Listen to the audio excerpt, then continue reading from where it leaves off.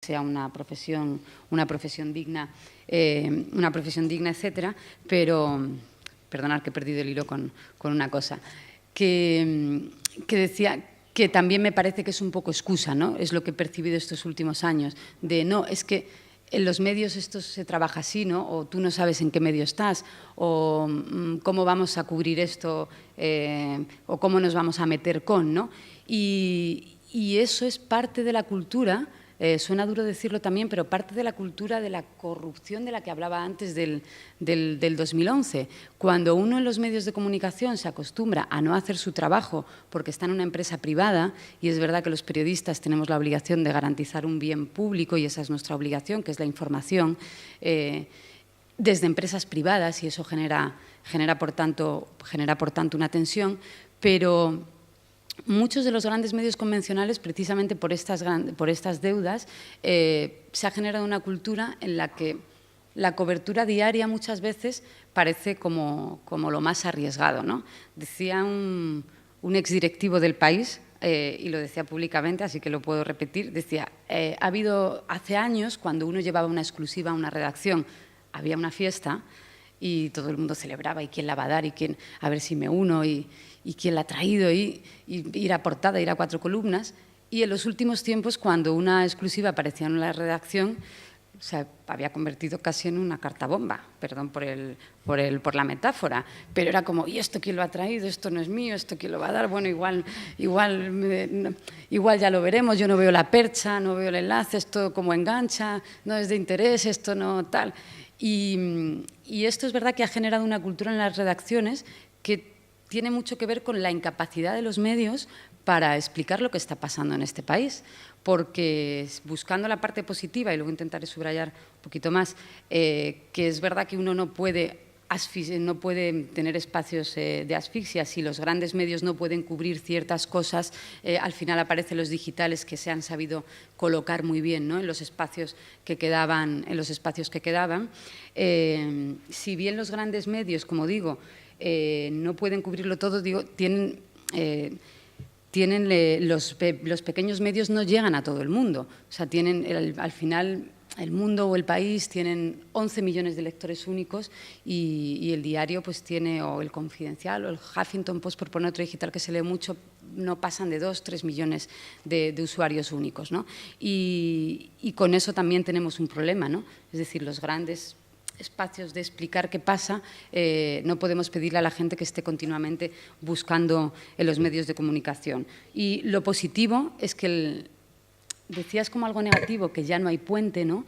Yo no sé si es positivo o negativo, pero en este marco que he perfilado de alguna manera, se ponen de manifiesto distintos problemas y distintas oportunidades al mismo tiempo en los medios de comunicación para explicar este país. Decíamos, ya no hay puente, ¿no? Ya no somos el puente entre lo que pasa y los ciudadanos. Tiene el efecto negativo, se ha visto con Trump. 310 cabeceras, creo recordar, apoyaban a Hillary Clinton, y apenas 11 cabeceras apoyaban a Trump. No importó. Tuvo 63 millones de votos y ganó las elecciones, ¿no? Y fue cuando los medios y los convencionales dieron el grito de alarma y dijeron, algo pasa, ¿no? Un poco tarde, pero claro que pasa algo cuando 300 cabeceras apoyan a Hillary y no son capaces de explicar qué está pasando en Estados Unidos, ¿no? Y lo mismo pasa en este país. Se destruye el puente entre el medio y la sociedad y la audiencia, y con quien tienes que comunicar y con quien tienes que hablarte, y eso genera tensiones. ¿Cuál es la parte positiva? Ponías el ejemplo de Pedro Sánchez, que es un poco... No lo voy a comparar con Obama, me está acordando de la campaña de Obama. El ejemplo de Pedro Sánchez es que en el momento en el que decide romper con los medios de comunicación y hacer una campaña por su cuenta, y hay quien percibe que exactamente se apoya más a una candidata desde unos medios y se aísla a otro candidato y no se les dan las mismas oportunidades de explicarse, no importa, porque Pedro Sánchez encontró otros canales de comunicación con la militancia del PSOE y ganó unas primarias sin necesidad de entrevistas en El Mundo, sin necesidad de coberturas del País, o sin necesidad de chats, ni siquiera los digitales, ¿no? Porque creo recordar que no es que se apoyaran unos medios u otros, es que no se apoyó en ningún medio, ¿no? Apenas. Entonces, que se rompa el puente entre los lectores y los medios es ya una realidad por muchos motivos, ¿no? El problema es que se rompa el puente por una cuestión de credibilidad. Es decir, porque los grandes medios no sean creíbles, porque si se rompe, porque hay otras opciones, pues bienvenidas sean. Pero cuando lo que está en cuestión es la credibilidad para, pues eso, para contar cosas y que la audiencia o los lectores tengan la sospecha de que unos medios cuentan unos casos y otros no, de que se pueden meter con ciertos personajes y con otros no, de que hay que esperar para que dimita a alguien, aunque no dimita a nadie en este país, para poder meterse con él, que los presidentes de los clubes de fútbol sean intocables. Es decir, cuando la audiencia percibe eso de un medio, yo creo que es de lo peor que le puede pasar al medio. Y si bien eso es verdad que ha existido siempre, yo por lo menos desde que empecé a trabajar siempre ha sido así, ahora con la crisis se percibió mucho más porque las deudas eran mucho mayores, debido precisamente al modelo publicitario que contaba José Luis, en el que pues estabas atado a un modelo publicitario y no a los modelos de suscripción, por ejemplo, ¿no? Pero también hay amenazas nuevas y efectos nuevos que vivimos en las redacciones, incluso también convencionales, y esto sí tiene que ver con el cambio de paradigma y con el impacto tecnológico, que aunque parezca que no nos toca y que nos pilla de fuera, para nada, ¿no? Nos afecta igual. Quería poner algunos ejemplos y es, por ejemplo, cómo están utilizando los partidos políticos las herramientas de manipulación, de distorsión de la realidad, etcétera. Es el caso de los bots en las elecciones. Como lectores y como periodistas tenemos herramientas para detectar que la información que nos está llegando es falsa, es decir, que son programas informáticos que están difundiendo un mensaje y que no tienen ninguna correlación con la realidad. Pues de momento no tenemos muchas herramientas para detectar los bulos. Había de los pocos estudios que se han hecho en España, decían que dos de cada 10 personas eran capaces de detectar una información falsa o una información que se estuviera difundiendo por una fuente legítima y creíble.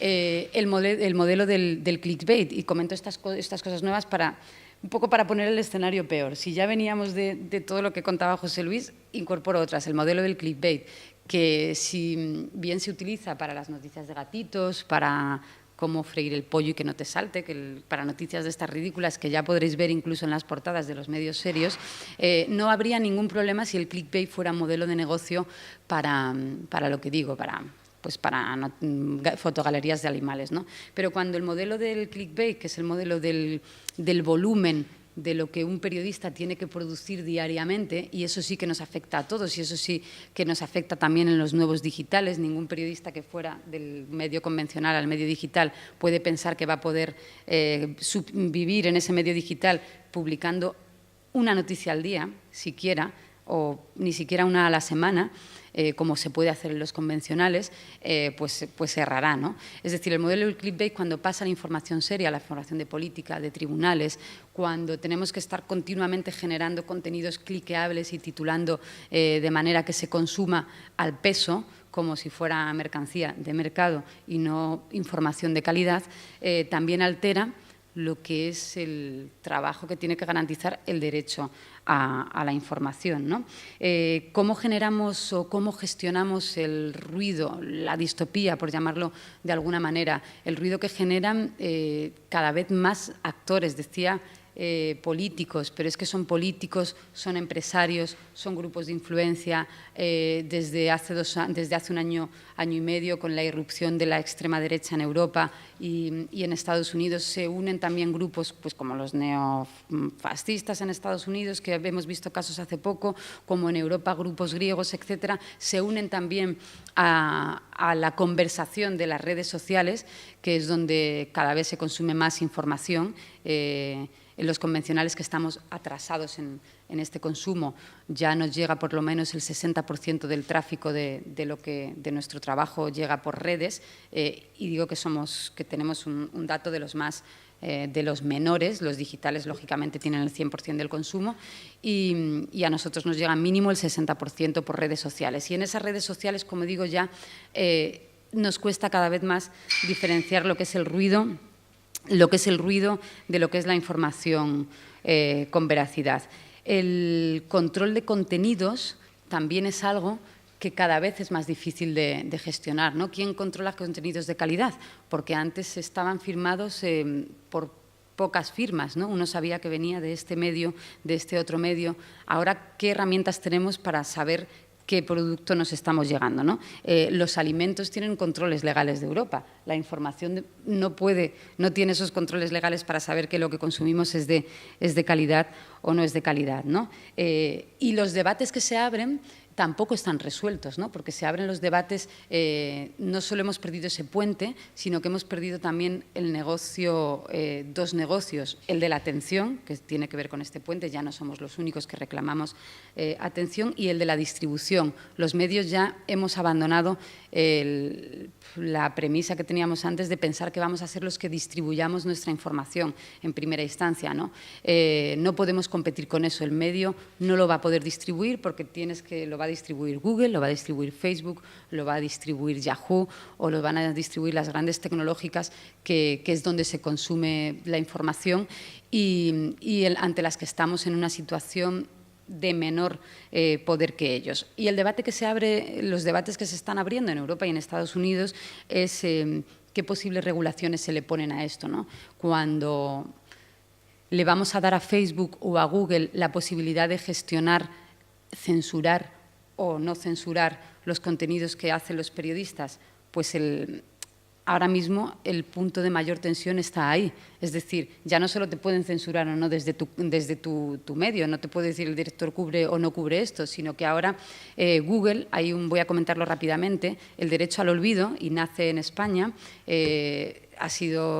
ha dado un giro de tuerca en los últimos, no sé si meses o semanas, cuando la Agencia de Protección de Datos ha multado a Google, ¿no? Ahora Google, cuando un usuario le pide que borre una información, Google la desindexa y ya ni siquiera se lo comunica al medio por esta multa de la Agencia de Protección de Datos para proteger a quien ha pedido que le borre del buscador, ¿no? El 94% de la información que buscamos, la buscamos por Google, ¿no? Y Google es ahora quien decide, como un editor, lo que borra a través de las peticiones, ¿no? Con lo cual da igual. Y esto, el primero que se dio cuenta fue el Guardian hace un par de años cuando vio que había desaparecido de la web una investigación que habían hecho sobre mafias rusas. Pues un mafioso ruso pidió a Google que desapareciera su nombre y la investigación desapareció de Google, ¿no? Es decir, os cuento este tipo de casos porque, aunque parezca todo muy estrambótico y muy lejano, son las nuevas realidades con las que nos enfrentamos en las redacciones, ¿no? Si ya veníamos de un escenario complicado de restricciones económicas, de presiones económicas, ahora en un ambiente, en un entorno digital que no controlamos, sobre los que ni siquiera tenemos interlocutores, un periodista no puede hablar con Google ni con Facebook, se añaden, ¿no? Y por buscar la parte más positiva, porque creo que tengo que ir cerrando ya, pues la parte más positiva está en que precisamente al no haber puente hay muchas más ventanas de comunicación con el lector y con la audiencia. Sobre todo lo que nos hemos dado cuenta en los últimos 5 o 6 años es que algo muy convencional, que es la presión social, es lo que al final está ejerciendo de palanca para cambiar las cosas. Lo hace en el pequeño nivel local, es decir, cuando hay una injusticia y se monta un lío por las redes, se suele corregir. Lo hace a nivel nacional, es decir, es la presión social la que ha obligado a virar de alguna manera a los grandes partidos que habían dominado la política española durante los últimos 40 años. Es la presión social la que hace que, aunque se quieran hacer las cosas de una manera convencional, volvemos al ejemplo de Pedro Sánchez, pues haya entornos sociales que decidan que las cosas se hacen de otra manera y esa capacidad de que la presión social, el criterio social, lo llamaría yo incluso más que presión, pues abre un escenario positivo dentro de todo este marco que hemos hecho, que seguro que a los jóvenes periodistas no les han quedado muchas ganas de dedicarse a esto. Yo os animo, no os desanimo. Los jóvenes periodistas vienen ya avisados. Vienen ya avisados, ¿verdad? Mucho mejor preparados que nosotros, además. Sí, terminas. No me quiero ir de tiempo para que quede un poco de tiempo. Más que nada porque Vale. tienes que marchar Vale. pitando. Así que José Luis se quedará unos minutos más, pero yo sí que pediría una única pregunta para Pilar, ya que la tenemos aquí, tiene que marchar para... Ya estamos de acuerdo en los diagnósticos. No puedo hacer su papel, pero si hay alguna pregunta que luego surja, pues me imagino que... Estoy muy bien representada. Hay una pregunta aquí. Estoy muy bien representada. Un joven periodista va a hacer una pregunta, a ver si nos puede. Quería lanzarles una pregunta a los dos, en concreto referida al tema que hablaban de la regulación por parte de la información que puede ser veraz o que no puede ser veraz. En las últimas actuaciones que están tomando, pues, por ejemplo, gobiernos como el Gobierno de Aragón, de abrir una página para señalar o para identificar aquellas noticias que son falsas. ¿No supone para nosotros los periodistas una especie de socavar nuestro criterio? ¿Empiezas tú, Pilar? Sí. Que el Gobierno de Aragón disponga una página de fact-checking, por así decirlo, que si nos suple el papel de periodistas. Si nos está socavando un poco nuestra credibilidad. Es decir, si no tendríamos que ser mucho más críticos entre nosotros mismos. No sé si la entiendo bien. Yo creo que las herramientas de fact-checking bienvenidas sean, porque tampoco estamos sobrados de medios en los medios. Es decir, cada medio, si tuviera su unidad de fact-checking, sobre todo por todo lo que se publica, etcétera, bien, como la noticia de las costas españolas, en la costa hay una ley que si hay incendios se puede... Pues no, es mentira, es un bulo, ¿no? Es decir, que haya herramientas de fact-checking es imprescindible, que los gobiernos autonómicos pasan en Europa, no sé si es en el Consejo, en el Comité Europeo, tienen páginas de fact-checking institucionales, ¿no? Entonces yo creo que no nos suple y que tampoco mina nuestra credibilidad, porque creo que ya estamos, los periodistas, no estamos solos en la conversación, sino que tenemos muchos más instituciones, asociaciones, tenemos muchos más colectivos que nos rodean y que esa información se complementa, ¿no? Si hacen un buen fact-checking, bien; si hacen un mal fact-checking, ya nos daremos cuenta nosotros y corregiremos eso, ¿no? No lo veo ni que pueda censurar ni que pueda afectarnos, pero es mi opinión, sin conocer el caso. Sí, bueno, en realidad... ¿No? ¿Sí, ya? Bueno, me voy con... Es una pena... Me voy con mucha rabia de irme tan pronto. Tiene una vez, vamos, que sale ya un minuto. Es un honor haber contado con Pilar. Yo sí que pediría un aplauso para ella. No, gracias a vosotros.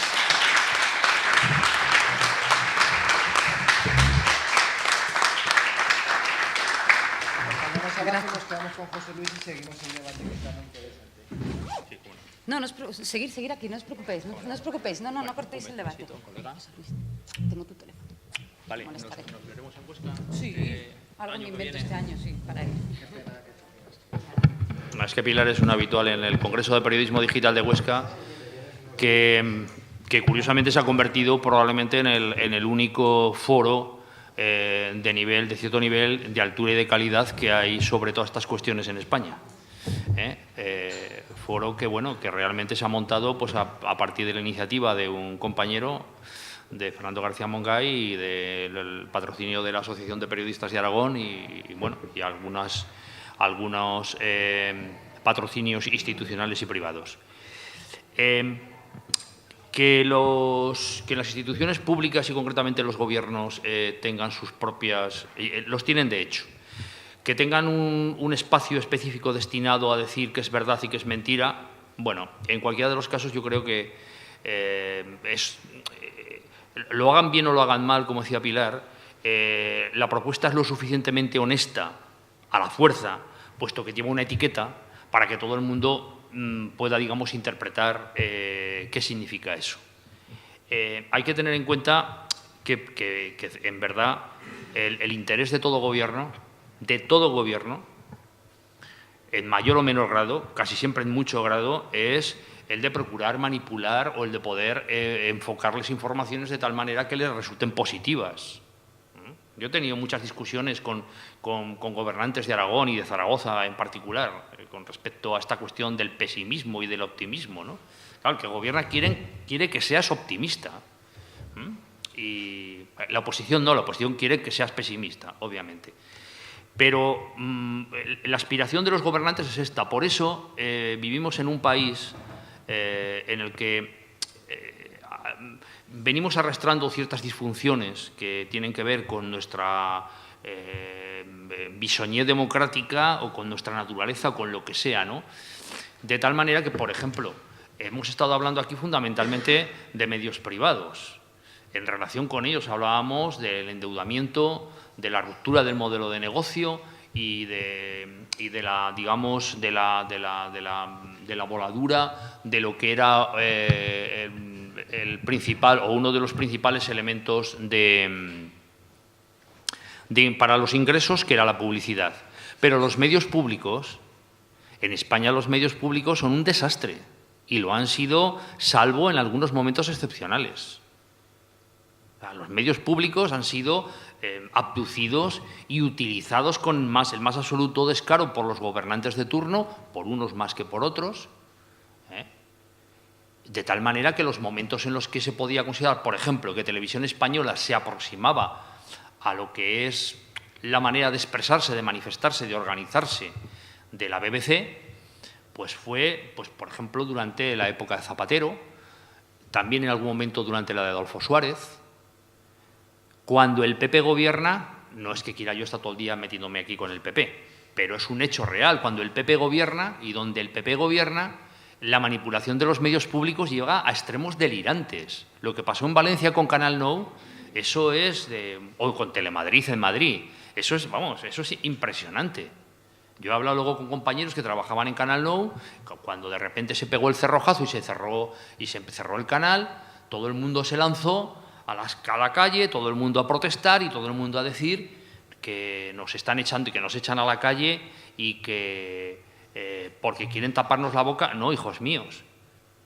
Si en realidad es que habéis estado sirviendo a un señor que ahora ya, por lo que sea, ya no puede pagaros, ya no puede mantener ese tinglao, ya no os necesita o ya no se puede permitir ese lujo y simplemente os ha dejado en la estacada. Pero hasta entonces le estabais haciendo el caldo gordo, que vamos, era una cosa verdaderamente, en fin, asombrosa, asombrosa. ¿Cómo se ha cogido a gente de Intereconomía, del propio Canal Madrid y de otros medios particularmente sesgados en lo ideológico para armar ahora los informativos de Televisión Española? Vamos, eso es algo, es alucinante. Me parece francamente alucinante, lo cual demuestra que los gobiernos van a donde van. Ahora, que tengan páginas en las que se permitan el lujo se permitan el derecho de decir, pues es que esto no es verdad o no sé qué. Bueno, la gente ya sabe que eso lo está diciendo el gobierno en relación con determinadas informaciones. En las organizaciones de periodistas, concretamente en las asambleas de la Federación de Asociaciones de Periodistas de España, donde estamos las asociaciones, que es en realidad es la única organización potente y relativamente, digamos, seria, ¿no?, que hay, con muchas deficiencias, con muchos problemas, con cada vez más problemas, porque tenemos una crisis de identidad que se manifiesta en cada asamblea, en cada reunión. Bueno, allí de vez en cuando hay compañeros que hablan de la cuestión de la regulación, es decir, de establecer mecanismos de regulación. Yo personalmente no cierro la puerta a que existan organismos de regulación, llamémoslo de alguna manera, socioinstitucionales, es decir, organismos independientes, capacitados. Pero mira, la velocidad, la rapidez y el volumen de la comunicación que se genera ya cada día en Internet es tan grande que yo veo grandes dificultades para que exista cualquier tipo de organismo que intente poner orden en aquello. Es decir, la circulación, el tráfico es tan intenso que ya ni semáforos ni mucho menos guardias. O sea, no puedes poner ahí a un tipo intentando parar el tráfico porque es materialmente imposible. Materialmente imposible. Eso sí, puedes tener algún tipo de instrumento que te permita lanzar advertencias a la sociedad en relación con determinadas informaciones particularmente sangrantes o perentorias. Pero esto es lo mismo que está pasando con el tema de los insultos y demás en las redes sociales. Que sí, pero esto como veo muy complicado el darle, vamos a ver, el darle una solución, digamos, definitiva, ¿no? Que haya elementos que permitan. Los periodistas y los medios convencionales o no convencionales o los nuevos medios digitales solamente vamos a poder generar elementos de autorregulación en la medida en que recuperemos la credibilidad. En la medida en que la gente sepa que hay una serie de medios, de marcas, de firmas, de entidades y de personas que son fiables. Si estamos, como ha dicho Pilar, donde estamos ahora es en gran medida, porque no hay más que ver las encuestas del CIS, el periodismo convencional forma parte del sistema. El sistema se está descomponiendo. Somos gente de la edad contemporánea. Estamos ahora en una edad que podemos llamarla, no sé, postcontemporánea, postmoderna, porque ahora es todo post. Es todo post, no, es que simplemente empieza una nueva realidad sobre unos nuevos paradigmas. Y en la sociedad ha crecido la sensación de que los políticos son corruptos, los jueces venales, los curas pederastas y los periodistas mentirosos. Para darle la vuelta a esta impresión, a esta sensación que está en estos momentos muy extendida, y existen muchos estudios sociológicos que lo están demostrando, es muy sencillo, es muy sencillo. Es muy sencillo, pero necesita tiempo y, desde luego, mucha energía. Y es que los políticos no sean corruptos, es que los periodistas nos aproximemos a la veracidad, que los jueces sean verdaderamente independientes y, bueno, pues los curas, pues no sé, que se casen. Y ya está. Pero, claro, esto tiene alguna complicación, ¿no? Tiene alguna complicación. Pero bueno, yo espero que haya, digamos, una especie de reorganización, ¿no?, de los criterios. No lo sé. Probablemente, Pilar iba a hablar más de Estados Unidos, al final no lo ha hecho. Probablemente vamos a ver, como siempre, el ejemplo norteamericano marcará mucho las pautas, ¿no?, futuras. Hay que tener en cuenta que mientras en España, ya entrado el siglo XXI, todavía en los medios estábamos haciéndonos pajas mentales con respecto a qué pasaba con esto de lo digital y con Internet, en Estados Unidos ya llevaban algún recorrido, incluso ya se habían chupado, estaban a punto de chuparse el estallido de la burbuja de los .com, en fin, estaban ya en otra posición. Luego hay otro factor que tiene mucho que ver con el tema de los medios y es la potencia de las sociedades que están detrás de los medios. Un medio de comunicación, sea público o privado, particularmente si es privado, tiene en realidad que... nosotros solemos decir esa tontada, bueno, tontada no, es esa cosa que se ha convertido en un lugar común, que es que nosotros, yo qué sé, pues El País o el Heraldo tal, es el primer ciudadano, ¿no? Vale. Pero es indudable que sin un respaldo de la ciudadanía, sin una buena conexión con la ciudadanía, los medios no tenemos nada que hacer, ¿no? Vamos a ver qué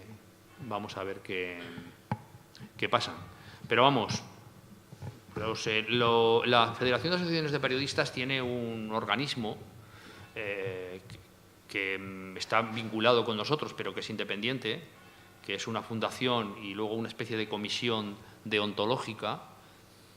Llamamos a catedráticos de Derecho, en fin, a personas que trabajan en el campo de la libertad de expresión, de los derechos fundamentales y también, por supuesto, del periodismo, para crear una especie, digamos, de comisión, de comité, capaz de dilucidar conflictos que hay entre los medios de comunicación y las personas, digamos, aludidas, personas o instituciones.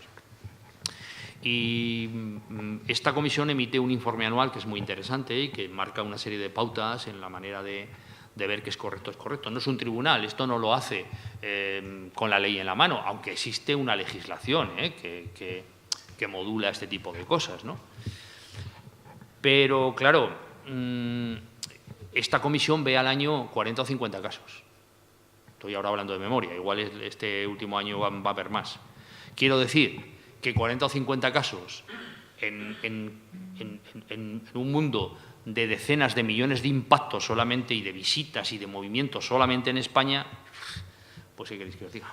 José Luis, tenemos una última pregunta. Venga. Vamos a ser breves en la respuesta también para que nos dé tiempo a tomar un café antes de que venga la siguiente ponencia. Tenemos ahí otra compañera de periodista, Rosa.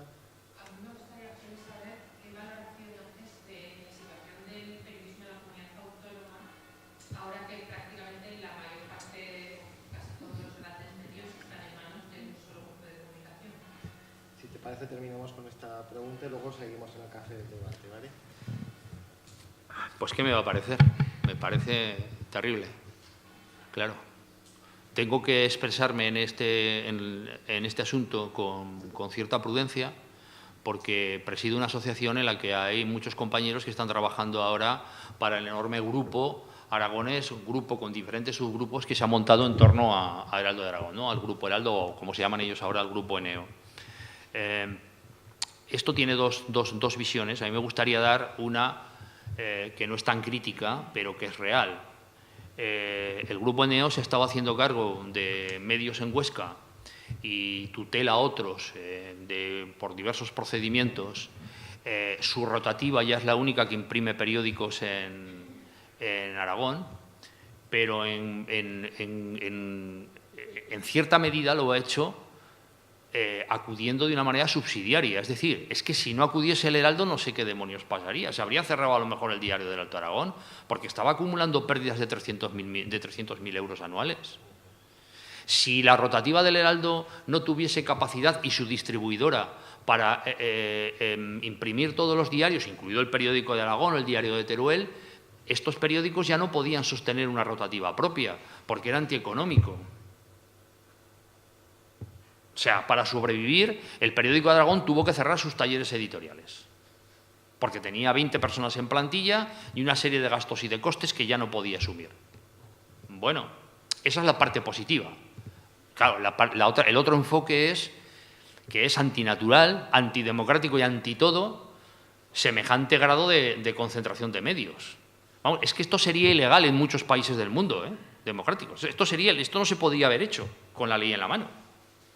A pesar de la diversificación societaria que han hecho, es que no se podría haber hecho, ya os lo digo. Vamos, en Estados Unidos, por ejemplo, no se puede hacer esto. No se puede. O en Gran Bretaña, yo no estoy precisamente poniendo dos países, es que no se puede. Porque cuando llegas a este nivel de concentración te dicen, no, usted ya no puede hacerse con esta emisora. Radio Huesca, el diario del Alto Aragón, el propio Heraldo, las productoras de televisión, de la televisión aragonesa, que prácticamente son las que producen el grueso de la programación, tutela el diario de Teruel, que ya veremos. Es que, por ejemplo, si mañana el Heraldo también se queda con el diario de Teruel de facto, ¿qué podré decir yo? Porque si no pasa eso, es que probablemente el diario de Teruel va a tener que cerrar, porque está sostenido por una fundación que depende, una fundación que se está fundiendo, una fundación que depende de la Diputación Provincial de Teruel, y esa fundación empieza a tener problemas de naturaleza legal para seguir metiendo dinero, porque prácticamente es que tiene que mantener el periódico, porque el periódico tiene... Entonces, cuando yo antes he dicho que la situación es muy complicada, la de los medios convencionales, me estaba refiriendo a esto. Estamos en momentos muy, muy raros. El monopolio, el cuasimonopolio que ha establecido el Heraldo, con vínculos además con Prisa en Aragón y con unas relaciones con el periódico, pues unas relaciones bastante estrechas, ¿no? Porque es que el Heraldo imprime, como digo, y distribuye el periódico, con lo cual realmente... yo no sé si es solamente ese fenómeno el que está haciendo que, desde luego, en estos momentos la información en Aragón sea manifiestamente mejorable. Y tiro piedras contra mi propio tejado. Yo trabajo en un diario aragonés, yo he estado toda mi vida trabajando en la información aragonesa, soy presidente de la Asociación de Periodistas de Aragón, pero he de reconocer que estamos en una situación complicadita, con muy pocas condiciones para controlar al poder político y a los poderes fácticos, muy malas. Y en este país, me refiero a Aragón, y en la ciudad de Zaragoza existen ya una red de vínculos que están generando unos factores de poder en la sombra que los medios no somos capaces ni siquiera de describir. Ni siquiera somos capaces de describir, o no nos atrevemos a describir, ¿no? Pero bueno, esto... Mira, yo me puse a trabajar en esta profesión hace ya muchos años y con la dictadura de Franco todavía vigente. Yo tengo, mi primer carnet de periodista era todavía uno de esos carnés oficiales y obligatorios en los cuales se te incluían unas notas de los principios fundamentales del movimiento para que te enterases de qué iba la vaina. Quiero decir esto que desde el primer momento me acostumbré, y me ha parecido siempre un fenómeno bastante normal, por eso digo que ante el cual no hay que rasgarse las vestiduras, me acostumbré a negociar mucho mi trabajo. Si yo llevo una columna, o llevo una información, o llevo algo para publicar, me lo echan para atrás, intentaré que salga, negociaré para que salga el 80%, y si no para que salga el 75%, y si no para que salga el 70%. Si va a salir menos del 50%, probablemente lo mandaré todo a tomar por saco, ¿vale? Ya me han despedido de un diario, o sea que no... Pero claro, yo soy un tipo ya muy mayor, que voy camino a la jubilación.